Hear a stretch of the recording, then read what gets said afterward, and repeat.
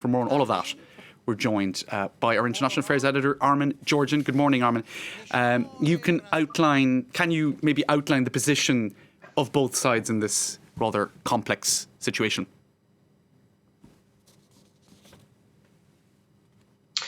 Well, Iran's position is simply that it deals with a country, not with a specific president, and a country has international obligations. So for Tehran, it doesn't matter that Donald Trump is not in power anymore.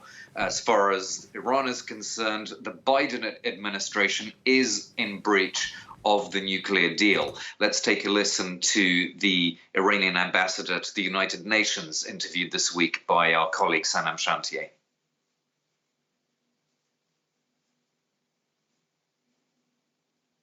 So it is the United States that needs to start implementing its obligations in order to gain the trust of the Iranian people.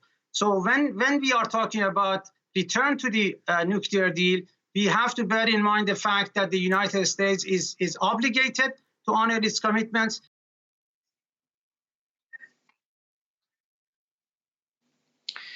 Now, President Biden's position is actually a plan that has three parts. One is to deal with the sanctions issue. Of course, those sanctions were reinstated and imposed by the Trump administration. Secondly, to deal with the question of fissile material.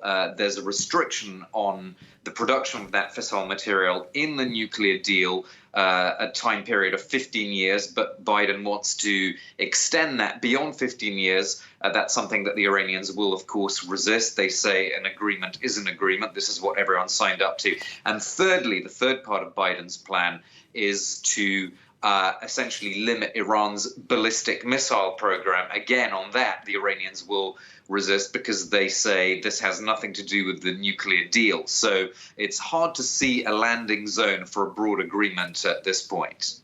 Now, there's been pressure, a lot of pressure on Joe Biden on the issue since he took over at the helm from various partners, Armen. Can you give us some details on the pressure that he's under? Well, first of all, he himself has signalled in the past that he wants to go back into the nuclear deal, and now he's being told by the Europeans that there's a very small window of opportunity, firstly because there's this deadline of February the 21st that you mentioned in your introduction, but also because there's a presidential election in June, which could also change the whole dynamic. So the Europeans want something to be done now. Biden wants to improve relations with his European allies after a somewhat lukewarm spell during the Trump presidency. At the same time, Trump, of course, wants to keep the Abraham Accords, that is the normalization process between Israel and the Gulf Arab states. And if he moves too close to the European position, if he tries to do this rapprochement with Iran, that's obviously going to push Israel and the Gulf Arab states away. So it's very hard for Biden to have a kind of unified Iran policy that works both for his European allies and for his Israeli and Gulf Arab allies. Armen, Georgian, thank you for that.